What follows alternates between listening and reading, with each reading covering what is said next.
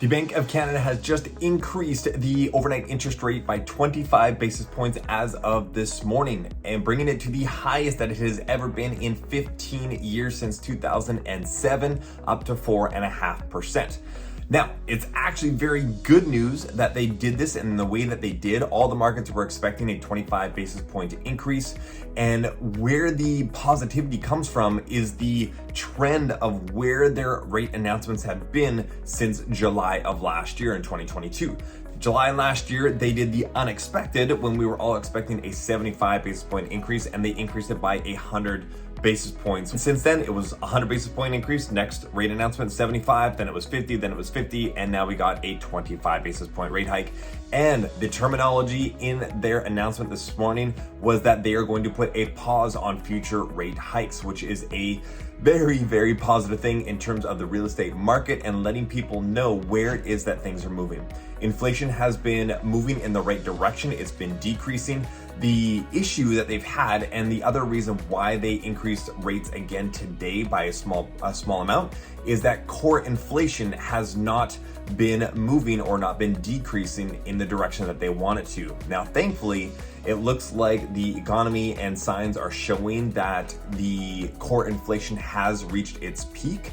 And so that is where the terminology is coming from, that they are likely going to be putting a future pause. Now, of course, if inflation starts to change, then it's likely that they will increase again. However, it looks like some of the big banks are already talking about this, that they are predicting that the Bank of Canada will be doing rate cuts by the end of this year. So that is huge. And it's actually already happened in the 5-year fixed mortgages, that they've come down since their peak in January. So really, really good positive news. And I'll actually just state this. This was an article from the BC Real Estate Association that came out this morning in response to the rate announcement by the Bank of Canada. With growth expected to slow in 2023, markets are pricing in Bank of Canada rate cuts by the end of this year, and average 5-year fixed mortgage rates have already declined in January from their peak and will likely fall further in coming months. Awesome, we all need that. However, the average variable rate mortgage will stay elevated until the Bank of Canada begins lowering its policy rate. So obviously those that are variable mortgage rate holders, myself included in that, we are not going to see any relief until later to the end of this year in terms of our mortgage payments that we are facing each month. Now, one other thing that was great news, however, I don't believe it. The Bank of Canada said that they are expecting that they are going to reach their target inflation rate of 2% by 2024.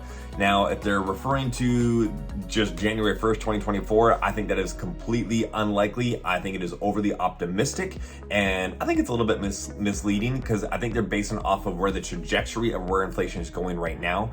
But it's going at a steep decline right now because of these rates that they've been increasing, but then it's going to taper off. And then I think it's going to take a longer period of time to be able to reach that 2% target. And I just think it's unrealistic to be able to reach that by 2024. However, if they are stating that, in my opinion, I think it is a very strong sentiment and thought process from their end of trying to increase consumer confidence and positivity.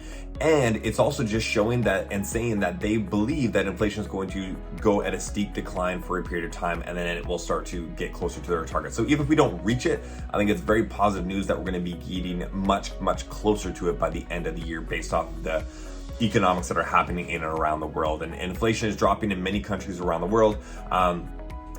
Our economy still grew by a little bit more than expected here in Canada, and so it's, they're essentially, the government's wanted to slow the economy down, but actually grew a little bit more than what they anticipated.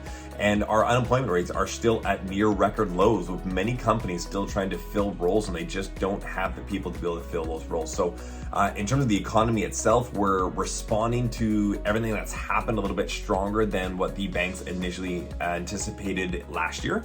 And that's good news. So hopefully this recession that we go into, because we're already there, and depending on what your definition of it's just a matter of how long are we there and how deep does it go. And at this rate, it doesn't look like it's going to be going very deep, and things are going to go in a little slump for a short period of time this year and then start to make their way out. And I think that's really, really positive news.